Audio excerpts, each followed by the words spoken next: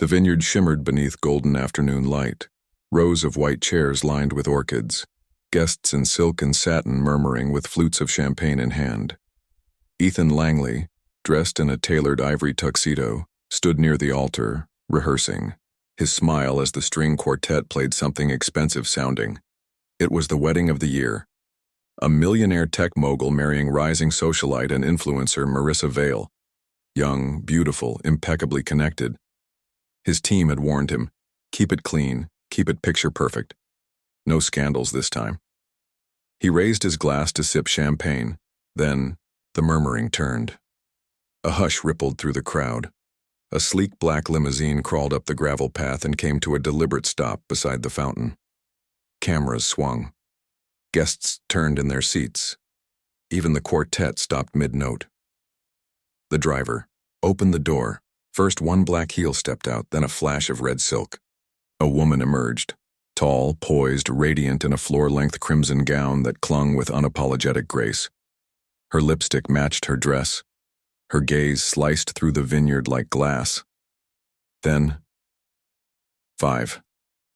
If this story resonated with you, subscribe to the channel and spread the word and tell us where you're watching from. 5 children, not much older than toddlers. Each in matching white, tiny suits, fluttering dresses, polished shoes. They clustered around her, holding hands, forming a half circle like ducklings following their mother. Ethan's face drained of color. The glass slipped from his fingers and shattered on the stone floor. Marissa took a step back, her hand instinctively resting on her stomach. Someone gasped. A whisper swept through the front row. Is that her? Is that his ex-wife? But no one said her name. The woman in red didn't flinch. She didn't wave. She didn't smile. She simply stood there, calm, surrounded by life she'd clearly raised alone. A child tugged at her hem. She bent slightly, whispering something inaudible. The child nodded, and then, just as slowly as she arrived, she began to walk forward, down the center aisle meant for the bride. Not toward the altar, but toward the crowd. Ethan couldn't move, couldn't blink, couldn't speak. The children trailed behind her like an unspoken sentence, the kind that ends everything. 3 years earlier. Rain clawed at the Langley glass windows, but inside, everything was still. Claire stood in the foyer, barefoot, one hand on her rounding belly, the other clutching the edge of the banister for support. Ethan was already halfway to the door, overnight bag slung over his shoulder, tie undone, no coat. You're not even going to look at me? She asked softly. Ethan didn't turn. I told you I'm not ready for this. You were ready. We planned this. You said you wanted a family. That was before everything got heavy. He finally turned, and for the first time in months, she saw the truth in his eyes. Not fear, not anxiety. Resentment. I'm not built to be chained to a crying infant and a woman who only talks about cribs and formula. Her throat tightened. I'm your wife. He shook his head. Not anymore.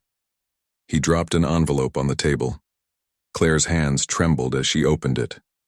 Divorce papers. And an NDA, the kind that silences not just stories but souls. I didn't want a public mess, he said, adjusting his cufflinks. I'll be fair. Financially. Ethan, don't make this harder than it has to be. Then he was gone. No goodbye. No apology. Just the soft click of the front door and the echo of her own breath in the empty room. She slid to the floor, clutching her belly, the papers crumpled beneath her knees. She didn't cry. Not then. Not for him. Now, 3 years later, Ethan stood, frozen beneath the vineyard arch, staring at the woman in red. It couldn't be Claire. It shouldn't be Claire, but it was. Same eyes, same quiet strength, except this woman looked nothing like the trembling wife he once left on the floor of their mansion. This woman stood taller, sleeker, sharper, and surrounded by 5 children who, he dared not say it, looked unmistakably like him. His mind raced. Twins? Triplets? No. Quintuplets? It made no sense. She wasn't even showing that far along, he muttered under his breath, staring as she moved past the guests. No ring, no companion, just a red dress, confidence, and 5 shadows that followed her like fate itself. Ethan, Marissa's voice trembled behind him. He didn't answer, couldn't. He took a single step forward. It can't be her. But it was. Claire didn't flinch, didn't stop, didn't acknowledge him. She walked to a corner seat far from the altar and calmly unzipped a small bag. Juice boxes, a toy, a book. The children sat quietly around her, structured, disciplined, loved.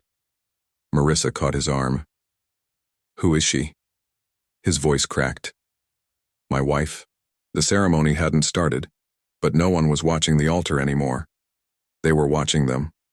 5 small children, perfectly dressed in matching ivory outfits, sitting around the woman in red like petals around a rose.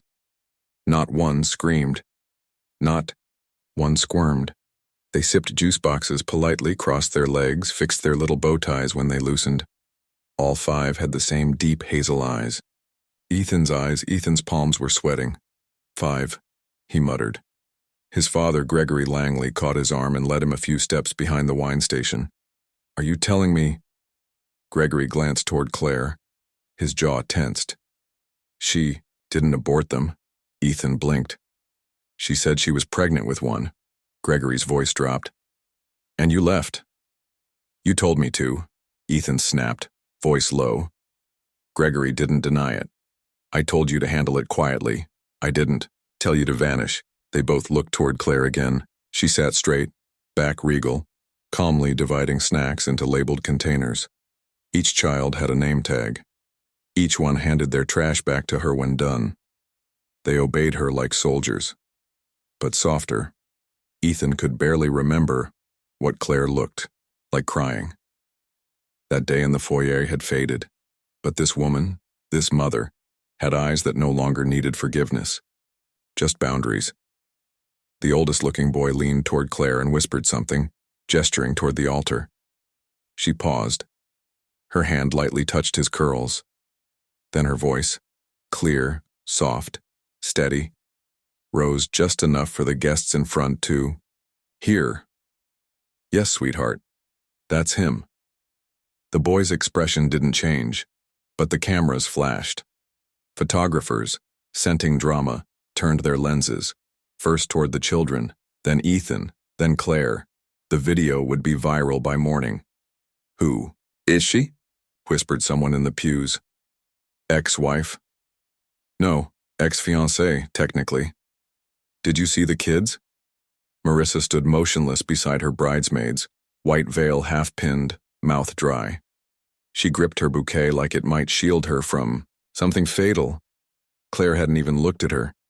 "She's not here to fight," Gregory murmured almost to himself. "She's here to show she never needed to."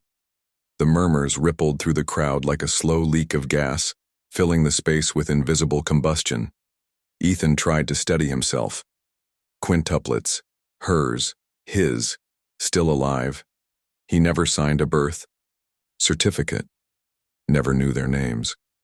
His lawyers had buried every thread of contact, all under the NDA. And yet, there they were. 5 legacies standing in pressed vests and polished shoes, watching him like strangers. Claire stood up. The children followed. They walked slowly toward the hedge line where a patch of shade offered distance from the crowd. She wasn't leaving. She was simply existing, on her terms. Ethan stared at the red fabric of her dress billow in the breeze. He couldn't breathe. His father touched his shoulder. "You thought you erased her." Ethan didn't respond. The truth was louder than shame. He had abandoned them all, and they hadn't just survived. They had arrived. Later that night, after the guests had either quietly slipped out or stayed behind to revel in the scandal, Ethan sat alone in the vineyard's tasting room. The wedding had been canceled.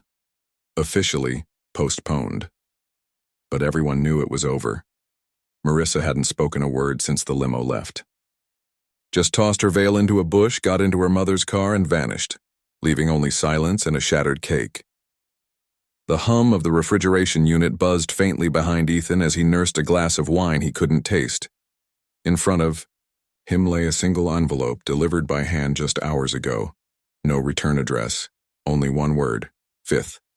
He opened it.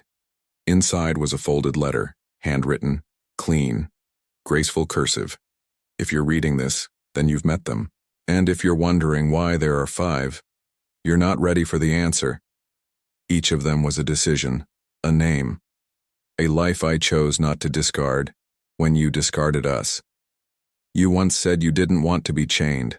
I understand now. Chains are for prisoners.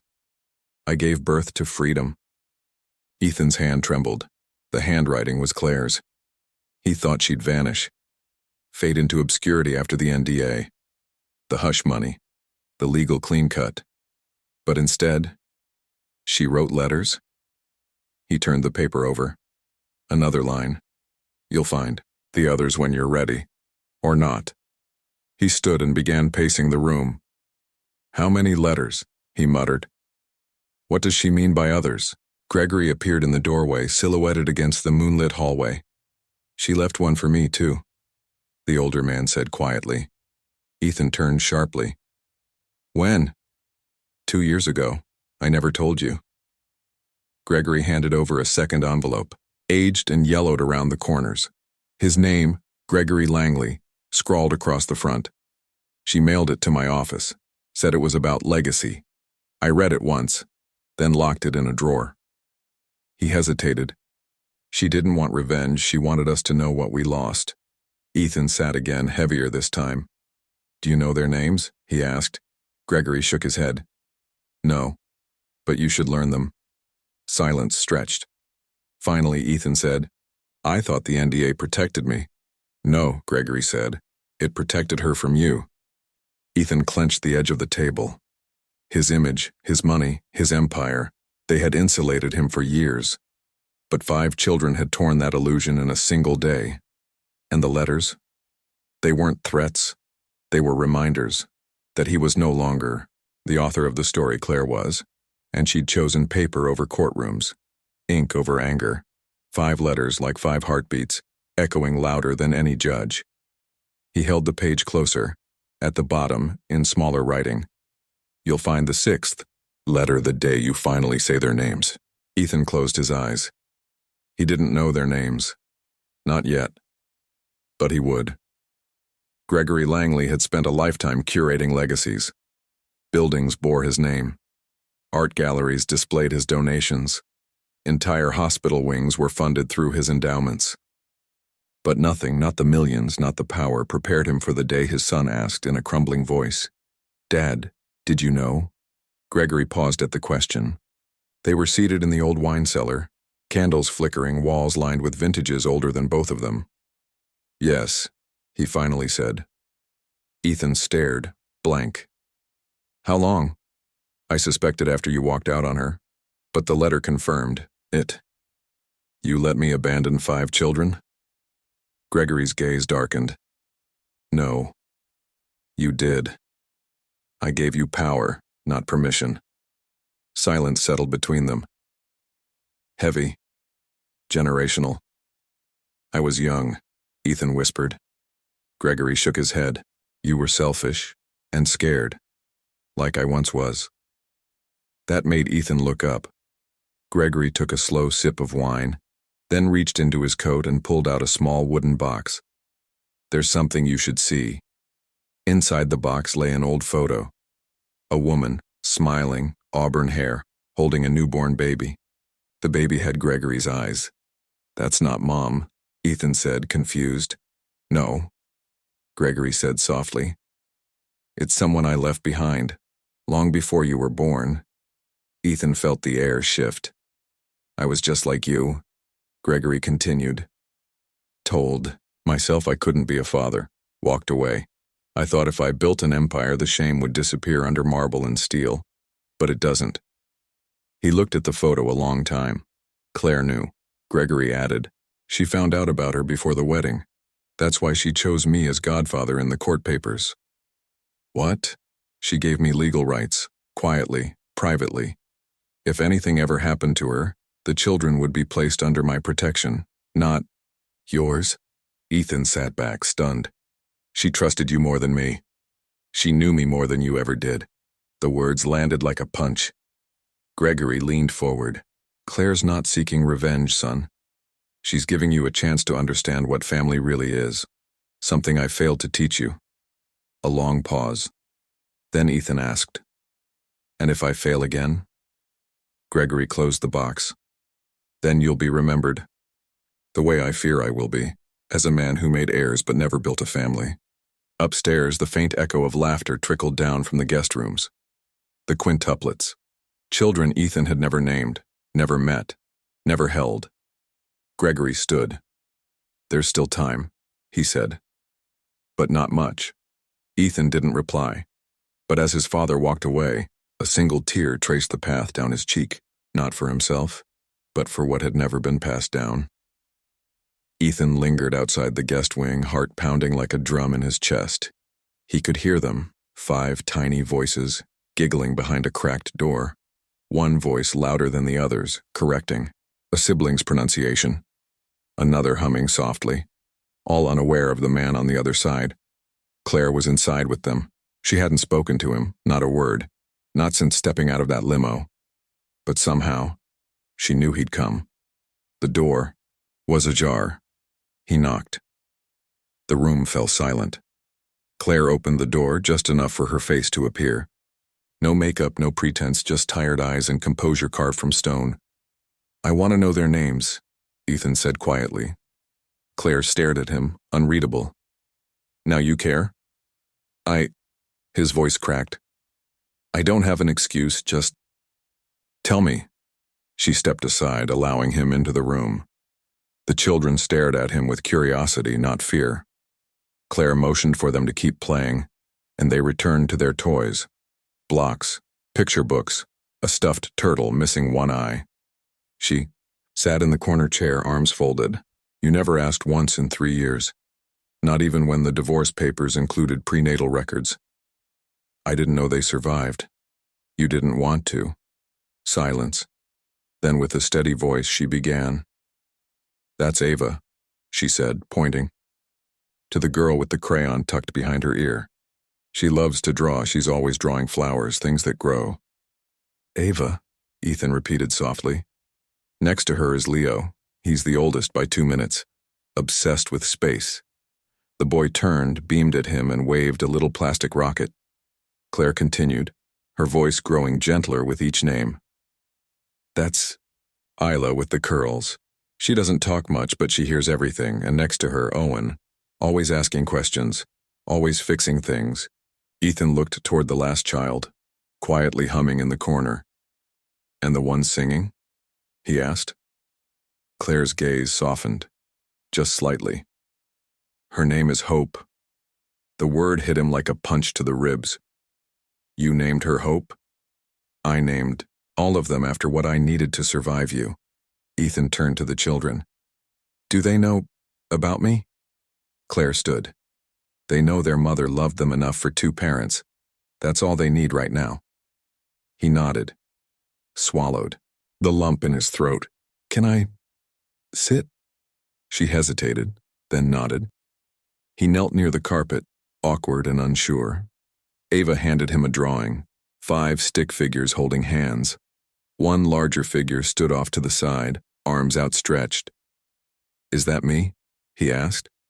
Ava shrugged. "We were just guessing."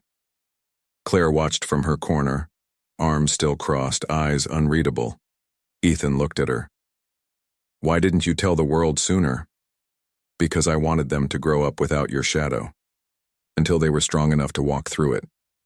He didn't respond. There was nothing to say. Just 5 names echoing through his mind like the verses of a hymn he'd forgotten how to sing. Ava, Leo, Isla, Owen, Hope. He wouldn't forget them again. Sienna stood at the edge of the ballroom terrace, her manicured fingers tightening around the stem of a champagne flute. She hadn't spoken to Ethan since the moment Clare arrived. The crowd whispered behind folded programs and clutched pearls. The ceremony was delayed, but no one dared to ask why. She watched Ethan through the glass. He was kneeling beside a group of children, 5 of them. Claire stood quietly nearby, her presence like a stone dropped into a still lake. Ripples were forming. Nothing would be the same. Sienna turned back to her reflection in the window. White lace gown, perfect curls, flawless skin. But something was cracking underneath. When Ethan finally stepped outside, she didn't wait for him to speak. "So," she said with a tight smile. "How long were you planning to tell me?" Ethan looked startled. "I didn't know. Don't lie to me." He ran a hand through his hair. "I didn't know about the kids. I knew Claire was pregnant when I left. But I thought she'd taken care of it." Sienna laughed, but it was brittle. "By taken care of it, you mean you assumed she got rid of them?" He didn't answer. She stepped forward, her voice low. "You left a woman pregnant and never looked back. And now she shows up with your children. 5 of them on our wedding day. That's not just a twist, Ethan, that's a reckoning. I didn't ask for this." "No," she said, "but you made it." The silence between them stretched. Behind the glass, the children laughed. Claire bent to tie a shoelace. Even in that mundane gesture, there was something powerful, something maternal and unshaken. Sienna's eyes didn't leave Claire. "Did you love her?" Ethan hesitated. "Yes, once." "And me?" He looked at her. "I do." "No," she said, stepping back. "You love the idea of me. The clean start, the unbroken life, the woman who didn't bleed for you." Her voice was calm, but it cut like glass. Inside, a wedding planner peeked nervously from behind a curtain, awaiting instructions. Sienna turned to the view of the vineyard. Sunset burning over rows of grapevines, a beauty that felt cruel now. "I spent months planning this wedding," she said softly. "The dress, the press, the menu. But I forgot one thing." "What?" "To check if the groom had a conscience." Ethan's shoulders sank. "What do you want me to do?" She looked him dead in the eyes. "I want you to go back inside. I want you to face what you left. Because no matter what happens next, I won't be marrying a man who flinches at truth." Then she handed him the ring. Not angrily, not with drama, just quietly. He stared at it. The diamond that once symbolized a future now looked heavy in his palm. "I'll speak to the guests," Sienna said, walking past him. "You deal with the mother of your children." As she disappeared through the French doors, her smile returned, elegant, icy, and bulletproof. But Ethan? He remained on the terrace, alone with the ring and 5 names echoing like bells in the back of his mind. The guests buzzed upstairs, distracted by speculation and Prosecco, but Ethan moved like a ghost through the winding stone corridor beneath the vineyard estate, where dim lights flickered over dusty wine bottles older than his regrets. Claire was already waiting in the cellar. She stood beside an oak barrel, her red dress now shadowed in the dim glow, the train trailing across cracked stone. The Quintuplets were upstairs with a nanny Sienna had quietly summoned. There would be no more distractions. "Nice venue," Claire said flatly, eyes scanning the racks. "Expensive." Ethan approached cautiously. "You shouldn't have come." "No," she said. "You shouldn't have left." The silence between them wasn't cold. It was volcanic, bubbling beneath the surface, threatening to explode. "I didn't know," Ethan whispered. "That you had them. That they survived." Claire laughed, one sharp note. "Of course you didn't. You were too busy playing Bachelor of the Year in the tabloids." He lowered his gaze. "You could have told me. You could have stayed." She took a slow step forward, arms crossed, voice steady. "Do you want to know what it was like giving birth alone? 5 babies, Ethan. They couldn't even all cry at once. They were too weak. I named them while holding a pen with shaking fingers." His throat tightened. "I thought you'd aborted," she finished for him. "No. I don't destroy what I love, even if the father did." The cellar felt like a confessional, too small for their history, Too dark for lies. I'm not here for revenge, Claire said. I don't want your money, or your pity. Then why? Because someday those children will ask me where you were. He winced. And I need to be able to say with truth, in my voice, that I gave you the chance to show up. Ethan exhaled slowly. I don't know if I can be what they need. They don't need you to be anything, she said, tone clipped. They already have me. The weight of that sentence landed like a gavel. He nodded slowly. They look strong. They are. Do they know who I am? Claire stepped closer, eyes piercing. One asked me, just this week, why some fathers choose to leave. I told him, some people mistake fear for freedom. Ethan looked away, ashamed. She placed a folded piece of paper on the barrel. This is their names, birthdays, medical info. I won't block you if you want to be involved, truly involved. But they don't need another man who shows up just to soothe his guilt. He stared at the paper but didn't touch it. Claire walked to the stairwell door, then paused. You know what hurt most? She asked. He didn't answer. That it wasn't a clean break. You sent me a non-disclosure agreement. You tried to erase me. Ethan closed his eyes. I was scared. She nodded once. So was I just didn't run. And then she was gone, heels clicking against the stone floor, fading like a heartbeat. Ethan remained in the cellar, holding the silence like it was glass, fragile, reflective, unforgiving. He looked at the note again. 5 names, all his. Upstairs, the ceremony had been stalled under the weight of gossip and champagne. Guests whispered. The bride, Sienna, paced in her suite with a glass of rosé and a look in her eyes that said she wasn't as clueless as she pretended to be. Ethan stood before the mirror in the groom's chamber, staring at his reflection. The collar of his shirt was soaked with sweat. In his hand, the wedding band, a custom platinum circle he'd once thought symbolized a clean new beginning. It felt cold now, artificial, like it belonged to someone else's life. The music began. The coordinator called his name. He straightened his jacket and walked out one step at a time, like a man approaching a courtroom instead of an altar. Sienna met him under the canopy of white roses, her smile stretched like porcelain. The officiant cleared his throat. Guests hushed. Ethan's eyes scanned the crowd. Clare wasn't there. The quintuplets were gone too, but their absence was louder than the violins. The officiant began the formalities. Then came the moment. Do you, Ethan Langley, take... I'm sorry, Ethan said aloud. Gasps scattered through the crowd. The officiant blinked. Excuse me? Ethan turned to Sienna, voice firm but hushed. I can't do this. The silence was immediate, like the air itself froze. Sienna's eyes narrowed. What do you mean? I thought I was starting over, he said, more to himself than her. But I've just been running. From the truth. From the family I already have. Sienna dropped her bouquet. Somewhere in the back, a camera clicked. I have children, Sienna, Ethan continued. And I abandoned them before they even had names. I saw them today, and for the first time in years, I saw myself. The officiant stepped back. No one breathed. Sienna's voice was razor sharp. You're embarrassing me. I've embarrassed myself for 3 years, he said, voice shaking. But I won't build a life on a lie, not again.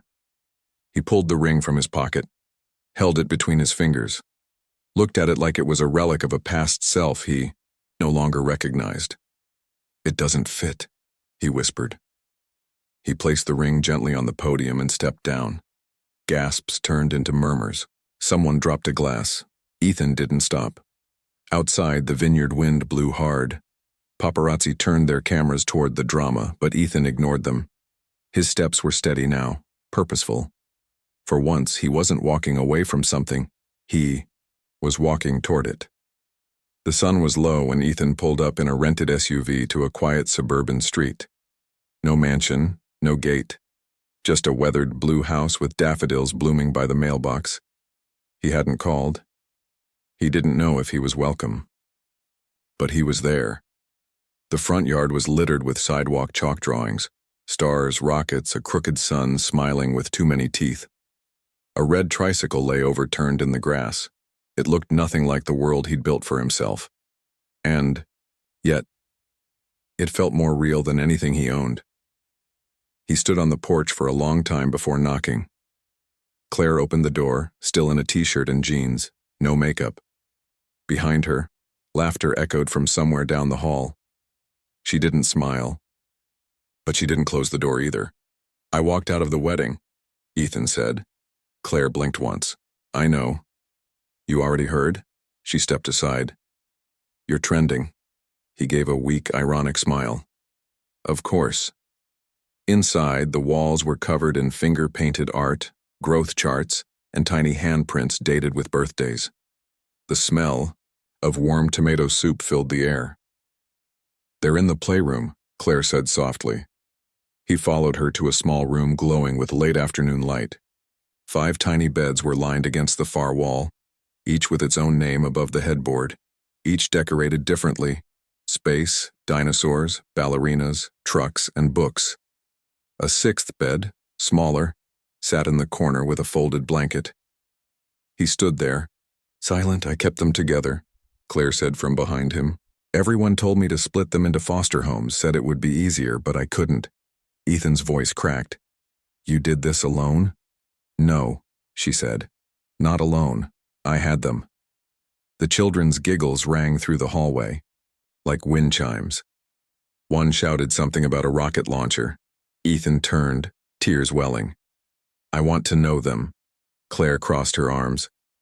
"Knowing them isn't the same as deserving them." "I know. I don't need co-parenting," she said. "Not unless it's real. Not unless it's earned." He nodded. "Then let me start earning it, from wherever you'll let me stand." Claire hesitated, then pointed toward the kitchen. "There's dishes in the sink, soup's cooling on the stove. The twins hate crusts on their sandwiches, and the little one with curls bites if he's overtired." Ethan blinked. Claire shrugged. "That's where fathers start, right?" Ethan moved quietly to the kitchen and rolled up his sleeves. As he washed plates and wiped the counter, one of the boys peeked around the doorway, watching him. Ethan smiled. "Hey, buddy." The boy tilted his head. "Are you the man who made Mommy cry?" Ethan's heart twisted. "Yes," he said. "But I'm trying to be the man who makes her smile again." The boy studied him for a long moment, then walked away, without fear, without words. Just a child deciding for himself. Later, Ethan sat in the room with 6 beds, listening to the sound of breathing. He didn't touch anyone. He didn't belong there yet, but the 6th bed had a fresh blanket now. The town's small community hall hadn't seen a full crowd in years, not since the last 4th of July potluck. But today people gathered in folding chairs with kids fidgeting in laps and neighbors murmuring in curiosity. A charity auction was being held for the local school. Claire had organized it. Ethan stood near the back, unsure if he was allowed to be there. Claire hadn't asked him to come, and she hadn't told him not to. She hadn't said anything at all since the night he left soup-stained dishes in her sink and tucked a blanket into a 6th bed. But this time, he brought something besides silence. She stood on stage, poised and calm, introducing raffle baskets and thanking sponsors. The Quintuplets sat in a row, slightly disheveled but polite, wearing handmade name tags. They didn't call him Dad. They didn't call him anything yet. When Claire opened the floor for closing remarks, Ethan stepped forward. It wasn't planned. It wasn't polished. But it was time. "May I?" he asked. Claire looked at him for a long moment, then gave a single, careful nod. Ethan took the microphone. The room quieted. "My name is Ethan Langley," he said. "Some of you might know me for the wrong reasons. Some of you might only know me as the man who left." He scanned the crowd. No one moved. "I made a vow once, to love and protect someone.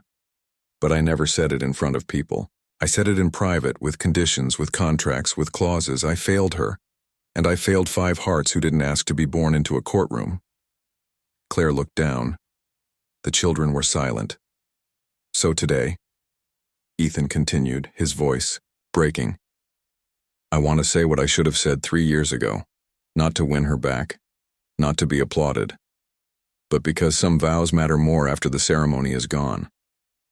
He turned to Clare and looked her in the eyes. I vow to never disappear. Again, not in fear, not in pride, not in silence. I vow to be the kind of man they look up to, even if they never call me Dad. I vow to earn every second of trust I shattered. He paused, swallowed, then added softly, and I vow to never let money make me feel bigger than the people I love. A hush fell. Not applause, just breath held in stillness. Clare stood. Her eyes glistened, but her face was unreadable. She walked to the stage and took the mic from his hands. She didn't speak. She reached into her pocket and held up something small, a folded photo. The first ultrasound, yellowed and worn. She passed it to Ethan without a word. He held it like glass. The crowd still didn't clap, but they understood. That night, after the crowd cleared and the chairs were folded away, Ethan carried sleeping bodies to their beds. One by one, 5 sets of limbs, 5 dreams he wasn't part of, but hoped to be. When he returned downstairs, Clare stood at the door. You forgot. One? She handed him the folded blanket for the 6th bed. Ethan smiled, tears in his eyes. Right, still learning. Clare nodded. Keep learning. And she left the porch light on. The kitchen smelled of toast and crayons. It had been a week since the charity event, and Ethan still didn't know where he stood. He came by each morning, helped with breakfast, took the kids to school, repaired a broken stair rail, folded tiny socks with clumsy fingers. He didn't stay overnight. That line hadn't been crossed. Clare didn't offer answers, and Ethan didn't ask until he saw it. The new family photograph pinned to the fridge. Clare stood in the center, radiant in her red dress, flanked by the Quintuplets. The kids beamed wildly. A local photographer must have captured it during the fundraiser, but something was missing. His place. There was an empty space on the right side, just beside the youngest boy's shoulder. Space for one more person. And yet, not him. He wasn't. In the shot, not cropped, not forgotten, excluded, not by mistake, by choice.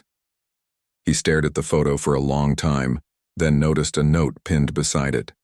Clare's handwriting, neat and small. A family isn't made by weddings. It's made by staying. He turned to find her behind him, arms folded. Calm, not cold. You took that photo the day I spoke, didn't you? Clare nodded. It wasn't about you, it was about us, the 6 of us. He let that sink in. I wanted to believe that speech fixed everything, he said quietly. But you're right. Words don't raise kids. No, she replied. But presence does. He lowered his gaze. Do I belong here? Clare stepped forward, opened a drawer, and pulled out a simple wooden picture frame. She handed it to him. The photo's not finished, she said. Neither are you. Ethan blinked. You want me to... I want you to earn it. Not with guilt, not with money, with days, with pancakes, with picking up sick kids from school, with showing up even when no one claps. He held the frame, carefully, like it weighed more than wood and glass. Then softly one of the children appeared in the doorway. The smallest one, Leo, the one with the stuffed elephant. Mommy, he mumbled. He forgot his tie. The boy pointed at Ethan, then toddled, off, leaving behind a wrinkled clip-on in Ethan's size. Clare arched an eyebrow. Apparently someone thinks you're going to the school play. I am, Ethan said, stunned. I mean, I'd like to. She nodded. Then go. But remember, it's not about who claps for you on stage. It's about who notices when you're not in the audience. Ethan looked down at the frame again. I'll come back, he said. Every day if I'm allowed. Clare gave him a long look. Then at last, the ghost of a smile. Then maybe one day, she said, you'll Be in the picture. As the morning light filtered in through the window, catching dust and dreams in its path, Ethan slid the frame under his arm and followed the sound of small feet down the hallway. And outside, for the first time in years, the porch light turned off. He no longer needed it to find his way home.